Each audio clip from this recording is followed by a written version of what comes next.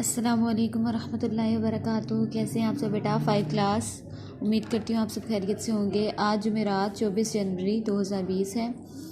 آج کا ہمارا جو کام ہے وہ ورک شیٹ میں ہم نے جو آپ کو ٹیسٹ دیا ہوا ہے وہ آپ نے سولو کرنا ہے، ٹھیک ہے۔ سب سے پہلے آپ نے نام لکھنا ہے، ڈیٹ لکھنی ہے یہاں پہ، اور اس کے بعد آپ نے سیکشن لکھنا ہے یہاں پہ، ٹھیک ہے۔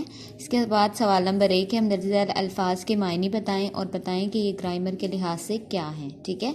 آپ نے یہ الفاظ ہیں، آپ نے ان کے معنی لکھنے ہیں یہاں پہ۔ اس کے بعد آپ نے بتانا ہے کہ یہ الفاظ گرامر کے لحاظ سے کیا کہلاتے ہیں، ٹھیک ہے۔ نظم و ضبط، انتھک، چنگل، مصنوعات، اجتماع، ٹھیک ہے۔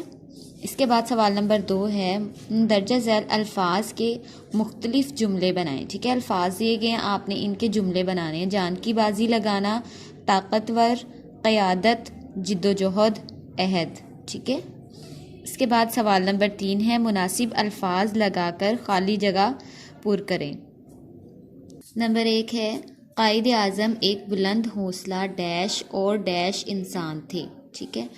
نمبر 2 ہے، پاکستان کا نام ڈیش نے رکھا، کس نے رکھا یہ آپ نے یہاں پہ لکھ دینا، ٹھیک ہے۔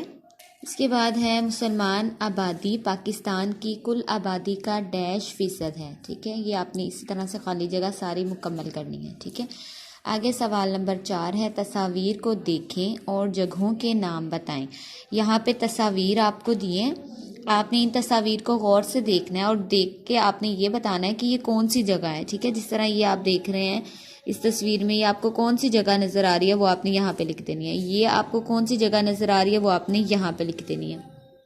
یہ آپ کو کس جگہ، کس شہر کی کون سی جگہ نظر آ رہی ہے وہ آپ نے یہاں پہ لکھ دینی ہے۔ اسی طرح سے اس جگہ اور اس تصویر کو بھی آپ نے غور سے دیکھنا ہے اور بتانا ہے کہ یہ اس میں کون سی جگہ کو ظاہر کیا گیا ہے، ٹھیک ہے۔ یہ آپ نے کام کرنا ہے یہاں تک مکمل۔ اس کے بعد نیکسٹ ڈے آپ کا کام ہوگا سوال نمبر 5، مضمون نویسی، پیارے نبی صلی اللہ علیہ وآلہ وسلم کی صفات لکھیں۔ یہ مضمون جو آپ کو لکھوایا گیا ہے، یہ آپ نے جو آپ کو اسپیس دی گئی ہے ورک شیٹ میں، ٹیسٹ میں آپ کو پیج میں اسپیس دی گئی ہے، آپ نے وہاں پہ اس کو کمپلیٹ کرنا ہے، ٹھیک ہے۔ یہ آپ کا کام ہے۔ کسی طرح کی پریشانی ہو، کوئی چیز سمجھ میں نہ آئے تو وہ پوچھ لیجیے گا۔